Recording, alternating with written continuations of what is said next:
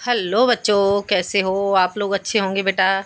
बेटा आज मैं आपके लिए लेकर के आई हूँ श्रवण कुमार खंड काव्य से दशरथ का चरित्र। ठीक है बेटा, आज हम जानेंगे दशरथ की चारित्रिक विशेषताएं। तो देख लेते हैं बेटा। रघुवंशी राजा अज के पुत्र दशरथ श्रवण कुमार खंड काव्य के आरंभ से अंत तक विद्यमान हैं। मूल रूप से दशरथ इस खंड काव्य के प्राण हैं। दशरथ की चारित्रिक विशेषताएं निम्नलिखित हैं। देखते हैं इनकी चारित्रिक विशेषताएं। उत्तम कुलोत्पन्न, इसका प्रथम पॉइंट हो जाएगा बेटा। पहला पॉइंट हो जाएगा इसका उत्तम कुलोत्पन्न।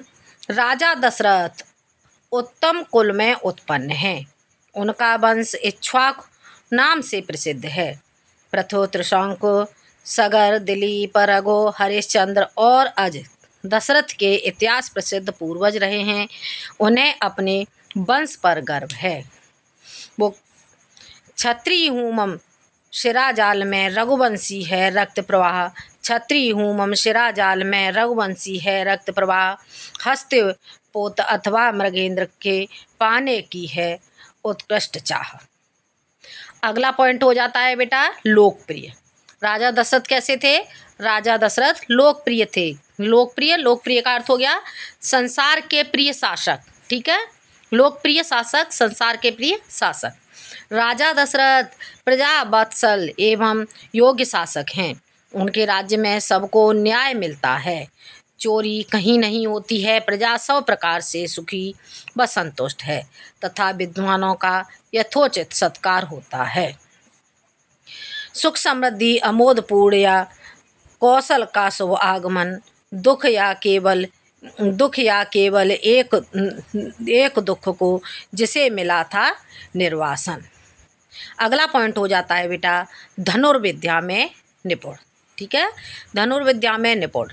राजा दशरथ धनुर्विद्या में निपुण और शब्दवेदी बाण चलाने में पारंगत हैं। राजा दशरथ धनुर्विद्या में निपुण और शब्दवेदी बाण चलाने में पारंगत हैं। आखेट में उनकी विशेष रुचि है। आखेट किसे कहते हैं बेटा? आखेट कहते हैं बेटा शिकार के लिए। ठीक है, शिकार खेलने में उनकी विशेष रुचि है। इसीलिए श्रावण मास में वर्षा के अंतर जब चारों ओर हरियाली छाई रहती है तब वे आखेट का निश्चय करते हैं। आगे बेटा समझ में श्रवण। इसमें अगला पॉइंट हो जाता है बेटा विनम्र एवं दयालु। ठीक है, दशरथ में तनिक भी अहंकार नहीं है। दशरथ में तनिक भी अहंकार नहीं है। दूसरे का दुख देख कर वे बहुत अधिक व्याकुल हो जाते हैं। स्वप्न में मृग शावक के वध से ही वे दुखी हो उठते हैं। अगला हो जाता है बेटा पॉइंट आपका संवेदनशील एवं पश्चाताप करने वाले। संवेदनशील एवं पश्चाताप करने वाले। दशरथ अपने किए अनुचित कार्य पर आत्मग्लानि से भर उठते हैं। दशरथ अपने किए हुए अनुचित कार्य पर आत्मग्लानि से भर उठते हैं तथा उसका प्रायश्चित करते रहते हैं। श्रवण कुमार की हत्या पर उनके प्रायश्चित एवं आत्मग्लानि उनके सच्चे पश्चाताप पर किया गया आर्तनाद है। क्या कहते हैं? फटोधरण में समा सकूं तुम करो ग्रहण मम भाग्य जगे। फटोधरण में समा सकूं तुम करो ग्रहण मम भाग्य जगे। पर वसुंधरे मुझे शरण दे तुम्हें न कहीं कलंक लगे। ठीक है बेटा, अगला पॉइंट हो जाता है इसका आत्म तपस्वी। दशरथ न्यायप्रिय होने के साथ साथ आत्म तपस्वी भी हैं। राजा दशरथ न्यायप्रिय होने के साथ साथ आत्म तपस्वी भी हैं। वे अपने अपराध को स्वयं अक्षम्य मानते हैं। करें मुनीश्वर क्षमा वे होंगे निष्प्रह करुणा सिंधु अगाध। पर मेरे मन न्यायालय में क्षम्य नहीं है यह अपराध।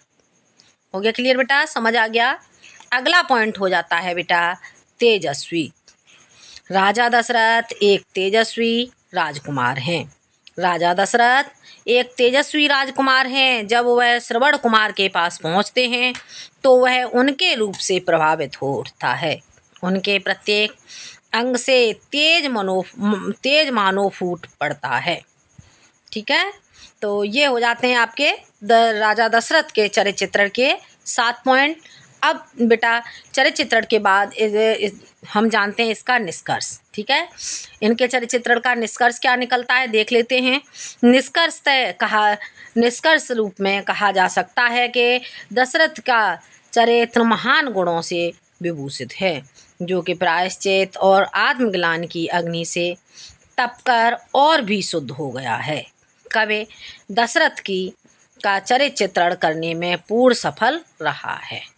ठीक है बेटा, ये हो जाता है आपका राजा दशरथ का चरित्र चित्रण। श्रवण कुमार खंड काव्य से राजा दशरथ का चरित्र चित्रण। पिछले वीडियो में बेटा मैंने आपको बताया था श्रवण कुमार का चरित्र चित्रण, और आज मैंने आपको पढ़ाया राजा दशरथ का चरित्र चित्रण।